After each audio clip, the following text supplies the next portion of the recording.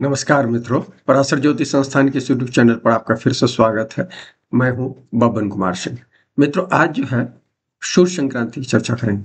सूर्य अपनी परम उच्च राशि मेष में आ रहे हैं और ये एक सुखद खबर है।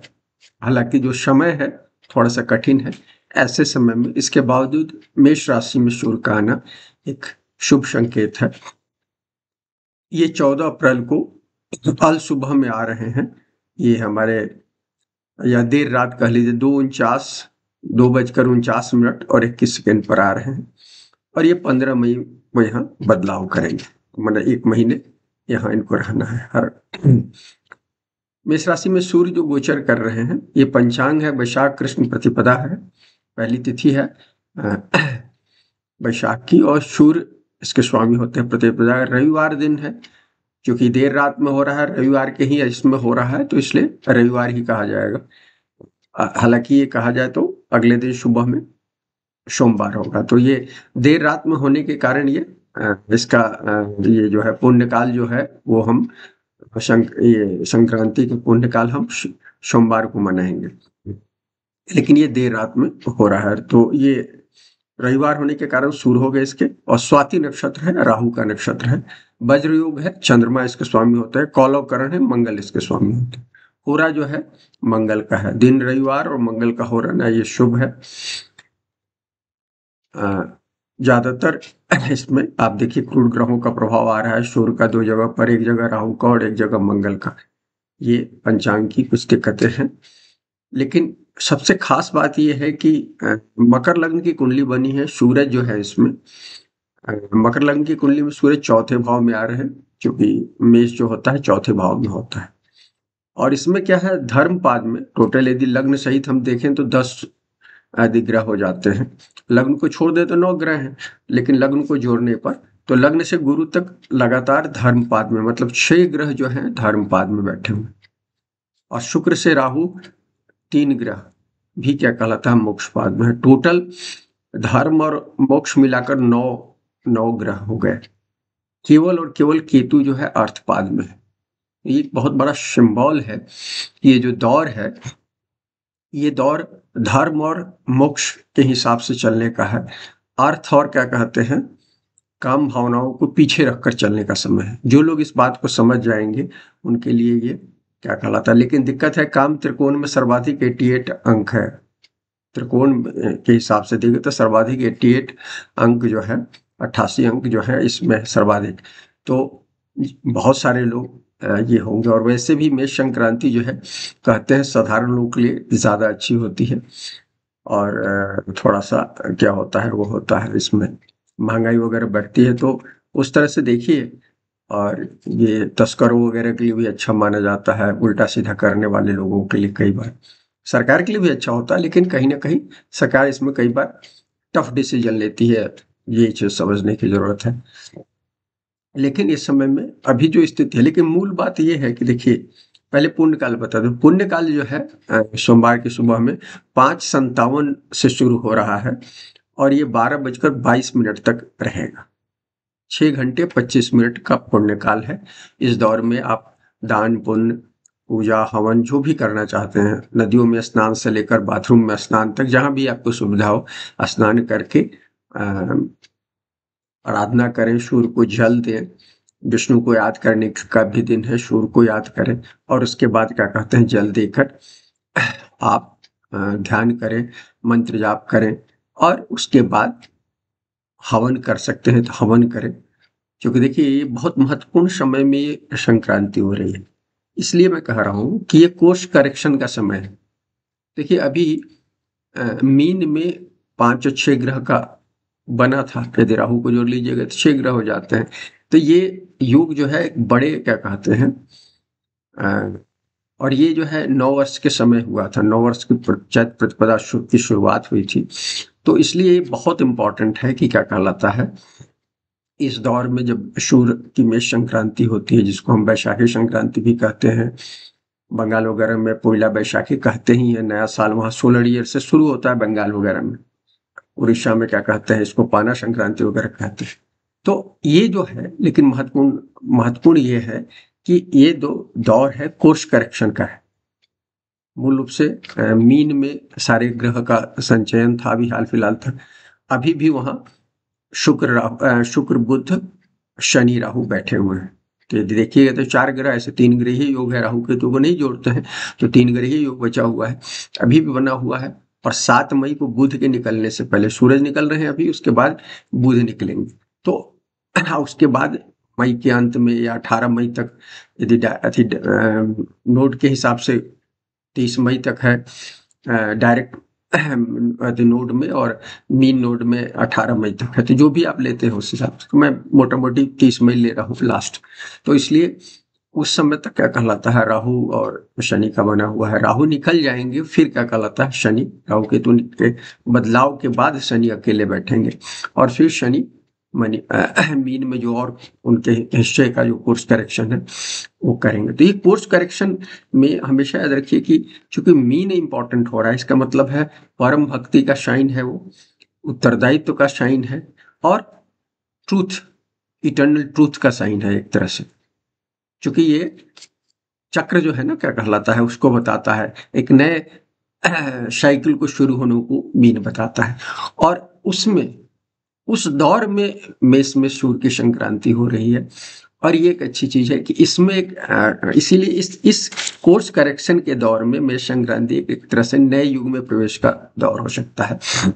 जो लोग कोर्स करेक्शन कर लेंगे वो जीवन में फिर अगले मुकाम को हासिल करेंगे। जो लोग कोर्स करेक्शन नहीं करेंगे, जो अपने उत्तरदायित्व को नहीं समझेंगे, जो परम भक्ति को नहीं समझेंगे, जो इटर्नल ट्रूथ को नहीं समझेंगे, उनको ये मेष की संक्रांति दिक्कत देने जा रही है। मेष संक्रांति के बारे में एक चीज याद रखिए, सूर्य या कोई भी जो एग्जाल्टेड 10 डिग्री पर है, एग्जाल्टेशन में होते हैं, तो परम उच्च के 10 डिग्री पर होंगे, तो इसको संभालना, इस एनर्जी तो बहुत बड़ी एनर्जी होगी, बहुत पॉजिटिव एनर्जी होगी, लेकिन पॉजिटिव एनर्जी को भी संभालना आसान नहीं है। यदि आप उस देखिए क्या होता है कि ईश्वर का दर्शन क्यों नहीं होता है हमें?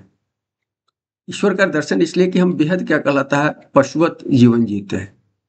हमें उस परम शक्ति का एनर्जी, हम भी एनर्जी हैं, ईश्वर भी एनर्जी है, और इसीलिए कहते हैं कि हमारी एनर्जी में यदि हम खोजें तो अंदर जाकर परम शक्ति को हम पा सकते हैं। तो उसके लिए जो एक उन्नयन की जरूरत है, वो एक एग्जाल्टेशन की जरूरत है आपकी पर्सनालिटी में, वो नहीं होगा तो कैसे आप उस वहां पहुंच पाएंगे। तो इसलिए सूर्य की मेष संक्रांति को संभालना आसान नहीं होता। अधिकांश लोग, खासकर सीनियर पोजीशन पर बैठे लोग, सूर्य प्रभावित लोग होते हैं, इसमें कोई दो मत नहीं, लेकिन यदि आप केवल साधारण ढंग से सोचेंगे तो आपको ये पीरियड कठिनाई देगा। और चूंकि ये कोर्स करेक्शन का दौर है, तो इसलिए बहुत सारे लोग, जो लोग कोर्स करेक्ट नहीं कर पाएंगे, उनके जीवन में डाउनफॉल होगा, इस बात को ध्यान रखिएगा।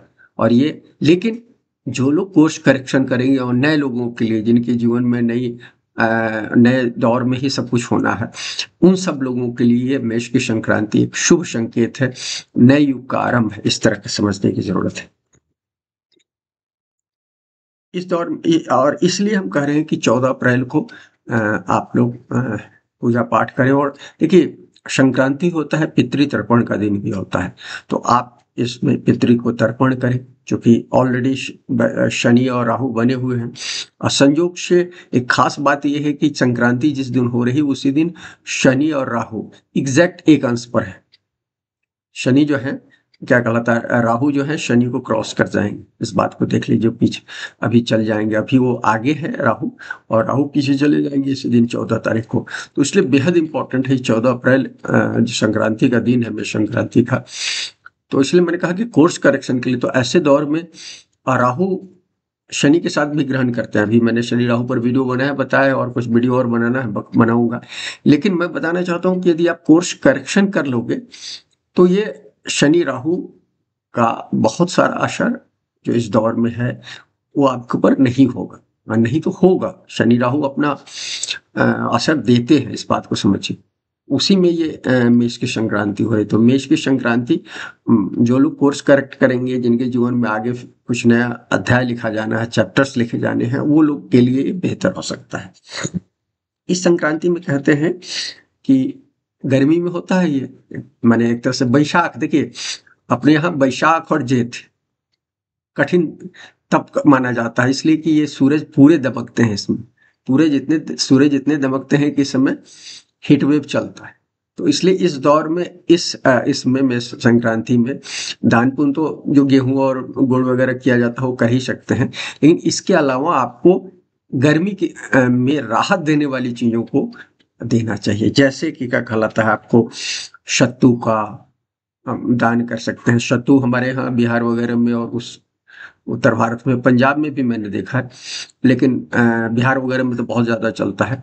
तो वहाँ सत्तू गर्मियों में राहत देता है, पेट को राहत देता है, तो पोषण के लिए बहुत ज़रूरी है।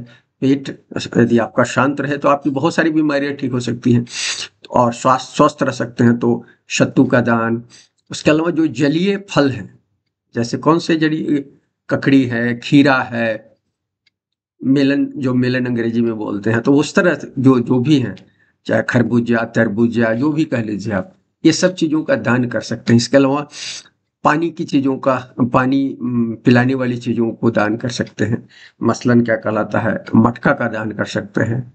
गर्मी शांत करने वाली चीज़ों को दान कर सकते हैं, जैसे पंखा है, और भी जो चीज़ें हैं इसमें, जो खस, पुराने ज़माने में खस ये करता था, समय बदल रहा है, अब तो हीटर माने क्या कहते हैं, वो कूलर आ गया है, उसमें भी खस लगा होता है, लेकिन पहले तो सीधे खस लगाकर पानी छिड़क कर छीड़ा जाता था और फिर गर्मी का को शांत किया जाता है। तो उस तरह की जो चीज़ें हैं, उस तरह की चीज़ों को ही दान करके आप क्या कहलाता है, इस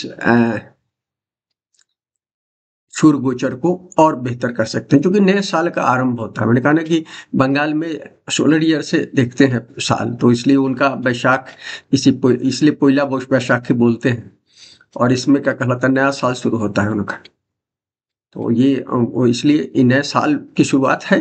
और ये हमारे यहाँ तो विक्रम संवत तो चैत्र शुक्ल प्रतिपदा से शुरू हुआ है, लेकिन यहाँ ये शुरू हो रहा है, क्या कहते हैं, वैशाख कृष्ण प्रतिपदा से शुरू होता है वहाँ। तो ऐसे इसलिए इस तरह का दान जो है अच्छा कहा जाता है। कहते हैं कि रावण पर विजय प्राप्त करने के लिए राम ने इसी दिन संक्रांति इस संक्रांति में संक्रांति के बाद दक्षिण की ओर यात्रा की थी। इसमें एक ध्यान रखना चाहिए कि संक्रांति के दिन को छोड़ देना चाहिए कोई भी मंडेन स्थिति वाले, लेकिन अगले दिन मन में संक्रांति बेसिकली आरंभ हो जाता है एक तरह से, और अच्छे तरह से कोई भी शुभ काम करने के लिए। वाल्मीकि रामायण में बहुत सारे संकेत दिए गए हैं। राम चलते हैं तो हर बार लक्ष्मण को कहते हैं कि देखो ये सब संकेत आ रहे हैं, आकाशीय संकेत के आधार पर बताते हैं कि शुभ है या अशुभ है, किसके लिए शुभ है, किसके अशुभ है। तो ये चीजें हमें समझते हुए काम करना चाहिए। हमारे जो ये पौराणिक कृतियां हैं, या क्या कहते हैं, जो पहले की जो आध्यात्मिक प्रति वाली जो कृतियां हैं, जिसको पढ़ने के लिए हम लोग कहते हैं, वो सब में आपको इस तरह का उल्लेख मिलता है, अलग अलग चीजें जो हमारे जीवन जीने की शैली को बताता है। और आज हम उस सब जीवन शैली को भूल गए हैं, फिर से उस जीवन शैली को याद करने का समय है, क्योंकि समय जो है हम एक संक्रांति दौर से गुजर रहे हैं। तो इस बात को ध्यान रखिए।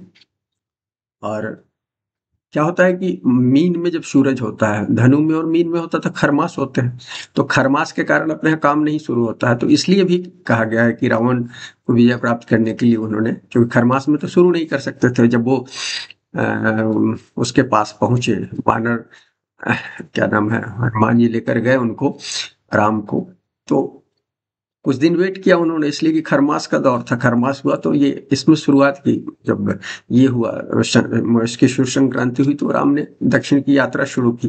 तब तक 1 महीने में आ भी गए, उन सूचनाएं आ गई, हनुमान जी लेकर सूचना आ गए कि कहाँ है सीता जी। इस तरीके ये लिए बहुत इंपॉर्टेंट है, इंडिकेशन है, उसको हम अपने जीवन में भी उसको ये कर सकते हैं। लेकिन एक चीज है, खरमास के बाद शादी ब्याह तो शुरू हो जाएगा, लेकिन मेरी अपनी सलाह है कि अभी तो राहु शनि के बीच में बैठे हुए हैं, शुक्र बुरी तरह से क्या कहलाता है, अफ्लिक्टेड है। तो राहु शनि के बीच में है, इसलिए शादी तो मैं कहूंगा कि इस महीने कम से कम मई तक, 30 मई तक यदि बच सकते हैं तो बचिए, 30 मई के बाद वाले डेट लिया कीजिए, ये मैं कहूँगा। जहाँ तक दूसरे मंडेन काम शुरू कर सकते हैं अपने कुंडली के हिसाब से, लेकिन शादी वाले में मैं ये जरूर कहूँगा। ये संक्रांति मैंने कहा कि ये घोड़ा शंखक संक्रांति बोलते हैं इसको। दलित वर्ग और निर्धन वर्गों के लिए अच्छा है ये।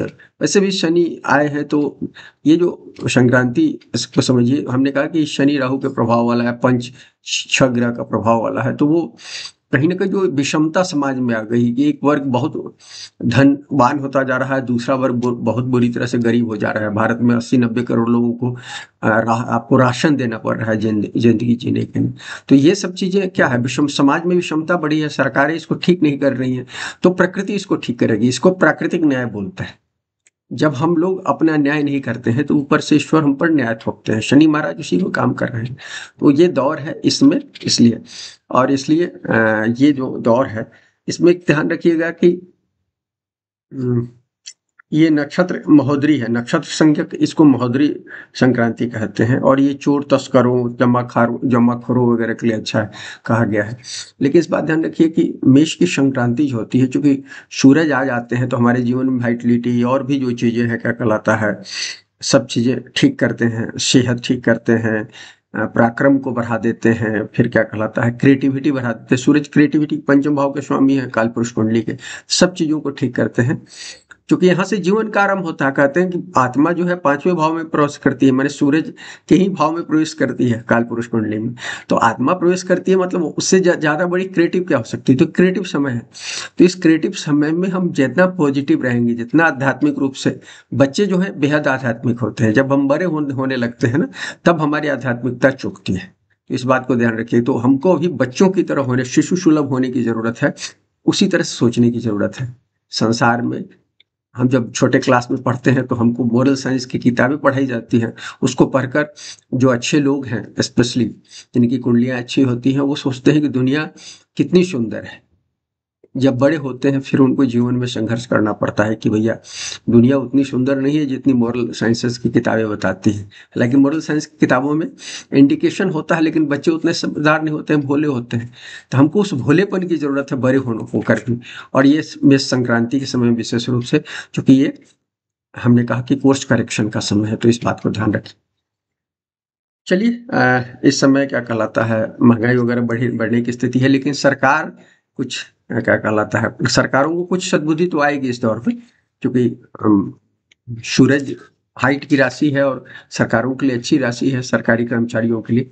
लेकिन कितनी आएगी, मैंने कहा कि उच्च के सूरज की शक्ति को बर्दाश्त करना, या और चूंकि 30 डिग्री के पीछे ही क्या कहलाता है, अभी 30 डिग्री के सूरज से 30 डिग्री भी क्रॉस नहीं किया है। तो जब तक 30 डिग्री का पीछे से बना हुआ है सूरज और प्रभाव उनका, और भी शनि युक्त राहु का प्रभाव, तो ये बात ध्यान रखिएगा कि ये अहंकार को बताता है बहुत ज्यादा। देख रहे हैं अभी हमारे डोनाल्ड ट्रंप साहब एकदम अड़े हुए थे, हालांकि उन्होंने लगातार उनके मार्केट के डाउन होने के बाद, शेयर मार्केट के डाउन होने के बाद कोर्स करेक्शन थोड़ा सा किया है, 3 महीने बढ़ा दिया है। लेकिन आप ये बात नहीं मान लीजिएगा कि उनकी बुद्धि सद्बुद्धि आ गई है, क्योंकि सद्बुद्धि की बात नहीं है, तो कोर्स करेक्शन का समय है, तो वो भी एक कोर्स करेक्शन का हिस्सा है।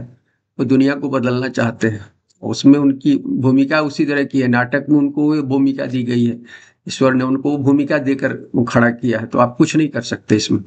हम उनको कुछ भी कह सकते, लेकिन क्या कहलाता, वो भी एक नाटक का, जैसे फिल्मों में या नाटकों में विलेन का रोल होता है, वो हो सकता है बहुसंख्यक आबादी के लिए वो विलेन हो, लेकिन वो अमेरिकी आबादी के लिए विलेन नहीं है, या अमेरिकी भी कुछ हिस्से के लिए तो विलेन नहीं है, तभी तो वो राष्ट्रपति चुने गए।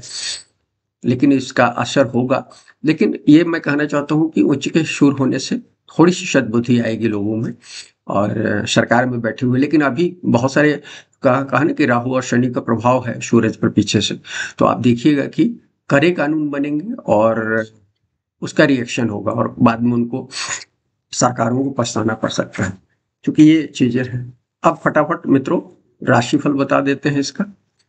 देखिए, राशिफल लग्न और सूरज चंद्रमा दोनों से देख सकते हैं।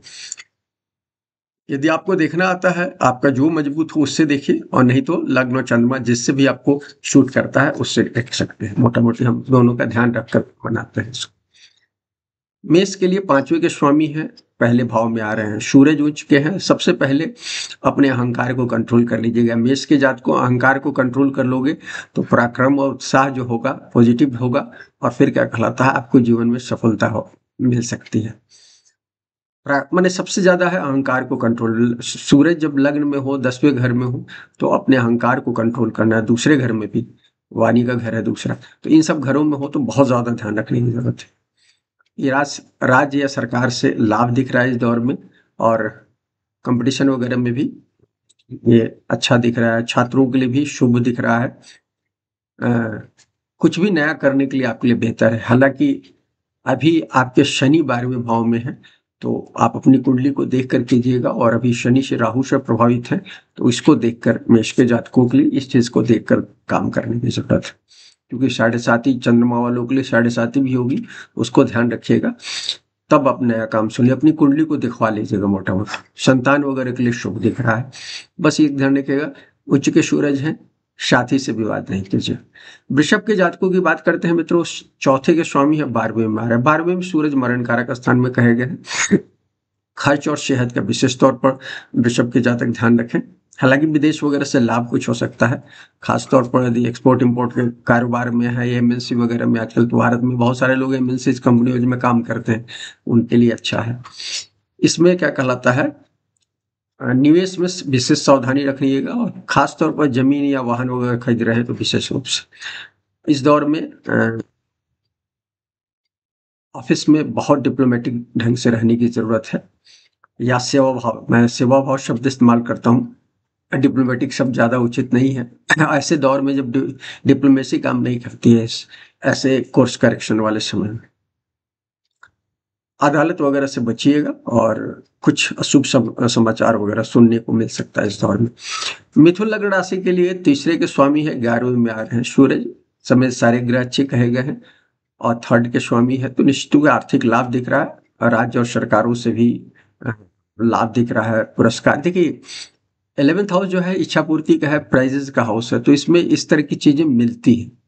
और इसलिए मिथुन के जातकों के लिए, और ये कई लोग बाजार वगैरह में उतर सकते हैं, अपने व्यवसाय का एक्सपेंशन वगैरह, चूंकि मेष की संक्रांति है तो वो भी है, तो ये सब ठीक है, क्या कहलाता है। बस आप ध्यान रखिएगा, विस्तार हो दिख रहा है आपकी कुंडली में।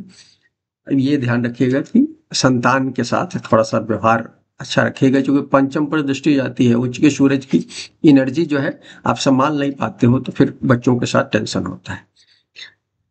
मिथुन लग्न कर्क लग्न राशि के लिए दूसरे के स्वामी है, 10वें स्थान में है। 10वां स्थान तो सूरज के लिए सबसे बेस्ट स्थान है, सबको पता है। 10वें स्थान में दिग्बली होते हैं, दक्षिण दिशा में सूरज दिग्बली होते हैं मंगल के साथ। तो इस दिशा में निश्चित रूप से दिग्बली सूरज आपको कैरियर में उफान दे सकते हैं। बस केवल ध्यान रखिएगा, वाणी का कंट्रोल रखिए, अहंकार नहीं पालिए, नहीं तो नौकरी में, व्यवसाय में कुछ चीज हो सकती है। अब ठीक है, राहु शनि की कुंडली से आप प्रभावित होंगे तो कुछ जो हम कह रहे हैं उसका उल्टा भी हो सकता है, इस बात को ध्यान रखिएगा। ये बहुत सारे लोगों को इस समय पिता का सहयोग रहेगा, या पैतृक संपत्ति वगैरह मिलने का समय है, ये क्या कहलाता है, दिख रहा है। और नई संतान भी होने की संभावनाएं दिख रही है। बस ये ध्यान रखिएगा, पिता के कुछ सेहत प्रभावित हो सकती है। और राहु शनि वाला कुंडली में थोड़ा सा अलग रिजल्ट हो सकता है। जहां तक सिंह लग्न राशि की बात करते हैं, पहले के स्वामी है, 9वें घर में आ रहे हैं। 9वें घर में सूरज अच्छे नहीं कहे गए हैं, बावजूद क्या कहलाता है, सूरज का अपना स्वभाव है, आते हैं तो देंगे। खासतौर पर से यदि आप धर्म से काम कर रहे हैं तो इस सब मामलों में आपको रिजल्ट मिलेगा। यात्रा के क्षेत्र में काम करते हैं, ट्रेवल के रूप में, हायर पब्लिकेशन के क्षेत्र में है, इन सब चीजों में आपको निश्चित रूप से लर्निंग, हायर लर्निंग के लिए सब चीजों में सूरज मदद करेंगे। तीर्थ यात्रा वगैरह कुछ लोग कर सकते हैं इस समय में। इस दौर में क्या कहलाता है, कुछ लोगों की विदेश यात्राएं वगैरह हो सकती है। और बस ध्यान रखिएगा, सूरज है, उच्च के सूरज है, उस जगह के जो वो है, मैंने कहा कि धर्म के अनुसार चलिएगा तो कोई दिक्कत नहीं। तो मैंने पिता और गुरुओं, बॉस वगैरह से विवाद वगैरह नहीं करने की जरूरत है। नहीं तो उच्च का सूरज है तो फिर आप अहंकार बढ़ा देगा वो चीज, इसलिए मैं कह रहा हूँ। और आप तो, आपके अंदर तो स्वाभाविक रूप से अहंकार होता है, क्योंकि आप राजा हैं। राजा लोग के अंदर अहंकार, हाइट पर बैठे लोगों के साथ थोड़ा सा अहंकार की समस्या होती है, वो कोई बड़ी समस्या नहीं है। लेकिन जब वो अहंकार बड़ा हो जाता है, लेकिन इस कोर्स करेक्शन के दौर में तो ज्यादा नुकसान करता है, इसलिए कहा। कन्या लग्न राशि की 12वें के स्वामी 8वें भाव में, सूरज यहाँ अच्छे नहीं होते हैं। सबसे ज्यादा ध्यान रखिए, हेल्थ का ध्यान रखिए। यदि आप टैक्स चोरी वगैरह करते हैं तो सावधान रहिए, इस पीरियड में निश्चित रूप से सरकार के कोप के शिकार हो सकते हैं। दफ्तर में तनाव वगैरह दिख रहा है, यात्रा वगैरह यथासंभव नहीं कर सकते हैं तो बचिए। हमने तो कई लोगों को मना किया है अभी इस पीरियड में यात्रा करने के लिए, जब तक राहु शनि का योग है। बहुत सारी कुंडलियों में इसके रिजल्ट नेगेटिव हो सकते हैं। कुछ लोगों को सिर दर्द, बुखार वगैरह की इस दौर में शिकायत निश्चित रूप से हो सकती है। इस समय में कुछ लोगों को 8वें भाव से संबंधित जो लोग हैं, काम कर रहे हैं, चाहे खनन के क्षेत्र में काम कर रहे हैं, मेडिसिन के क्षेत्र में काम कर रहे हैं, रिसर्च के क्षेत्र में काम कर रहे हैं, उनके लिए फायदेमंद, या एडल्ट साइंसेज के क्षेत्र में काम कर रहे हैं तो फायदेमंद हो सकता है। लेकिन ध्यान रखिएगा, खर्च और लेन-देन पर नज़र रखने की ज़रूरत है और वाणी को बहुत ज़्यादा कंट्रोल करने की ज़रूरत है। तुला लग्न राशि के लिए इसमें 11वें के स्वामी होते हैं, 7वें में आ रहे हैं। 7वें में सूरज अच्छे नहीं कहे गए, जैसे 8वें से थोड़े से अच्छे होते हैं, लेकिन काम-काज में थोड़े से अच्छे हो सकते हैं आपको, लेकिन रिलेशनशिप में कठिनाई को बता रहे हैं। इसका ध्यान रखिएगा और लग्न पर दृष्टि जा रही है, आप भी अपने अहंकार को कंट्रोल करके रखिएगा। साथी से विवाद होने की स्थिति दिख रही है या उनकी हेल्थ की समस्या दिख रही है। कुछ लोगों को यदि जॉइंट बिजनेस करते हैं तो उसमें किसी के साथ उसमें भी कुछ परेशानी हो सकती है। धर्म के अनुसार चल रहे हैं तब कोई परेशानी नहीं, सेवा भाव से कर रहे हैं कोई दिक्कत नहीं। कुछ लोगों को शादी ब्याह की स्थिति हो सकती है इस समय अभी, लेकिन मैंने कहा ना कि मई तक अवॉइड कीजिएगा, मई के बाद कर सकते हैं, तब तक फिर मई तक तो ये खत्म ही हो जाएगा। इसलिए मैं कह रहा हूँ कि शादी ब्याह की स्थिति दिख रही है, होगा, जिसका होना है तय तो होगा। अप्रिय समय में देखिए, कोई समय प्रिय अप्रिय नहीं होता, ये तो हमारे कर्म है, इस बात को ध्यान रखिएगा। हम उस कर्म के अनुसार अप्रिय समय कह रहे हैं। अप्रिय समय शनि राहु, भाई कर्म आपके अच्छे नहीं होंगे तभी तो शनि राहु नुकसान करे, यदि कर्म अच्छे हैं तो। लेकिन हमारे कर्म पशुवत हैं, इसलिए क्या कहलाता है, ज्यादातर हमारे साथ अप्रिय स्थितियां बन जाती है, इसलिए हम ये बातें कर रहे हैं। सरकार से कुछ सहयोग रहेगा इस समय, चूंकि सूरज बैठे हैं 10वें से 10वें स्थान पर, तो निश्चित रूप से आपको हेल्प मिलेगा। वृश्चिक लग्न राशि के लिए 10वें के स्वामी है, 6ठे में आ रहे हैं, 6ठे में गोचर उनका अच्छा कहा गया है। शत्रु ऋण रोग वगैरह से छुटकारा संभव है। सर्विस एटीट्यूड है तो रिजल्ट अच्छा रहेगा, बावजूद हम कह रहे हैं दौर है कोर्स करेक्शन का, इसलिए। और कंपटीशन में भी लाभ दिख रहा है, पिता से लाभ दिख रहा है। कुछ लोगों को नई नौकरियां वगैरह मिल सकता है, ये कहना चाहिए। लेकिन कुछ लोगों को व्यर्थ यात्राएं भी हो सकती है, तो इसका ध्यान रखिएगा यात्रा। और मैं भी कह रहा हूँ कि यात्रा जो है कम से कम 18 मई तक, जब तक मील नोट से बदलना नहीं हो रहा है, तब तक ध्यान रखिए। धनु लग्न राशि की 9वें के स्वामी है, 5वें में आ रहे हैं, अपने ओरिजिनल पोजीशन पर आ रहे हैं। लेकिन इसमें क्या होता है देखिए, यहाँ 5वें में आ रहे हैं तो आपको वहाँ के ओरिजिनल चीज़ों में लाभ देंगे, एजुकेशन में लाभ देंगे, संतान मामले में यदि संतान हो सकती है कुछ लोगों को पॉजिटिव यदि कहा जाए तो, और कुछ लोगों को रोजगार में भी लाभ दे सकते हैं। लेकिन इस बात को ध्यान रखिएगा कि इस दौर में आपका रहन सहन खान पान सात्विक होना चाहिए, अन्यथा दिक्कत होगी। वाणी पर भी कंट्रोल करने की जरूरत होगी, क्योंकि यहाँ से त्रिकोण संबंध होता है लग्न का, तो आपको भी इनडायरेक्ट थोड़ा सा ध्यान रखने की जरूरत है।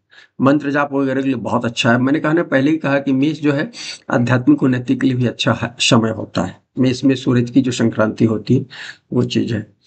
इस दौर में आप ध्यान रखिएगा, किसी भी बड़ों से विवाद नहीं कीजिएगा। और कुछ लोगों के साथी, जीवन साथी हैं, उनको लाभ हो सकता है, क्योंकि 7वें से 11वां भाव होता है, तो इसलिए जीवन साथी को लाभ दिख रहा है इस पीरियड में। मकर लग्न राशि के लिए 8वें के स्वामी होते हैं, 4थे भाव में आ रहे हैं। सूरज 4थे में बहुत अच्छे नहीं होते हैं, ये ध्यान रखिएगा। माँ की सेहत का ध्यान रखिएगा, या कोई कुछ लोगों को माँ के साथ विवाद हो सकता है। ओल्ड एज में है तो साथी का ध्यान रखिए। और इस दौर में क्या कहलाता है, देखिए मकर के साथ सूरज का भी संबंध कैसा होता है, मकर में 8वें भाव के स्वामी होते हैं, तो अष्टमेश होकर क्या कहलाता है, वो आए हैं 4थे भाव में, तो इसलिए भी कठिन है। इस बात को ध्यान रखिएगा। वाहन वगैरह लाभ हो सकता है इस समय में, लेकिन और वाणी पर भी, वाणी इसलिए जरूरी है कि माता के साथ विवाद की स्थिति दिख रही है, तो इसलिए कह रहे हैं। दफ्तर में थोड़ा सा तनाव बना रहेगा, हालांकि फायदेमंद भी हो सकता है। कुंभ लग्न राशि की बात करते हैं, तीसरे के स्वामी होते हैं, सॉरी इसमें 7वें के स्वामी होते हैं, तीसरे भाव में। तीसरे भाव में गोचर अच्छा कहा गया है। कुछ लोगों को निश्चित रूप से इस समय लाभ होगा, जीवन साथी से लाभ दिख रहा है। दफ्तर में भी लाभ दिख रहा है। आप जो का जो पराक्रम होगा वो कामकाज में हेल्पिंग दिख रहा है। चाहे आप नौकरी कर रहे हो चाहे व्यवसाय कर रहे हैं, दोनों स्थितियों में यात्रा से भी कुछ लोगों को लाभ दिख रहा है। दोनों यात्राओं से, शॉर्ट यात्रा से तो दिख ही रहा है, क्योंकि यहाँ से दृष्टि 9th पर रहेगी तो लॉन्ग यात्राएं ही, इसलिए मैं कह रहा हूँ। छोटे भाई बहन का विशेष रूप से ध्यान रखिएगा, उनकी स्थिति कुछ दयनीय हो सकती है, हेल्थ इश्यूज हो सकता है। और जो लोग थर्ड हाउस से संबंधित जैसे मीडिया है, आर्ट्स एंड परफॉर्मिंग आर्ट्स है, खासकर सिनेमा वगैरह के आर्टिस्ट का भी देखिएगा, अभिनेता वगैरह का थर्ड हाउस बहुत मजबूत होता है। थर्ड हाउस से हम लोग देखते हैं क्या, थर्ड हाउस परफॉर्मिंग आर्ट्स को बताता है चूंकि, तो इसलिए क्या कहलाता है, उन सब चीजों में ऐसे लोगों को लाभ दिख रहा है इस आर्ट एंड कल्चर से जुड़े लोगों को। मीन के अंतिम जो राशि है, छठे के स्वामी होते हैं, दूसरे भाव में आ रहे हैं। सूर्य दूसरे भाव में मिक्स रिजल्ट देते हैं, इस बात को ध्यान रखिएगा। तो आर्थिक लाभ तो दिखा रहे हैं, कुछ लोगों को कैरियर में भी लाभ दिखा सकते हैं, खासकर पैतृक व्यवसाय वगैरह कर रहे हैं तो निश्चित रूप से, या आप पिता के प्रोफाइल में ही नौकरी कर रहे हैं तो उसमें भी लाभ देख सकता है। बस वाणी का ध्यान रखिएगा, कुछ टेंशन हो सकता है। उच्च का है सूरज, अहंकार में बात कीजिएगा तो अपने लोग नाराज हो जाएंगे, इस बात को ध्यान रखें, या दफ्तर में भी नाराजगी हो सकती है आपकी। क्योंकि क्या है, देखिए सेकंड जो है त्रिकोण होता है सिक्स्थ का, तो आपके कोवर्कर भी नाराज हो सकते हैं, इस बात को ध्यान रखिएगा। ऋण लेने वगैरह देने से बचिए, लेन देन से बचिए, और किसी भी तरह के विवाद से बचिए ओवरऑल, चाहे घर हो या बाहर, दोनों जगह विवाद से बचने की जरूरत है। मित्रों फिलहाल इतना ही। अगर ये पसंद आए तो लाइक करें, शेयर करें, चैनल को सब्सक्राइब करें। शुक्रिया मित्रों।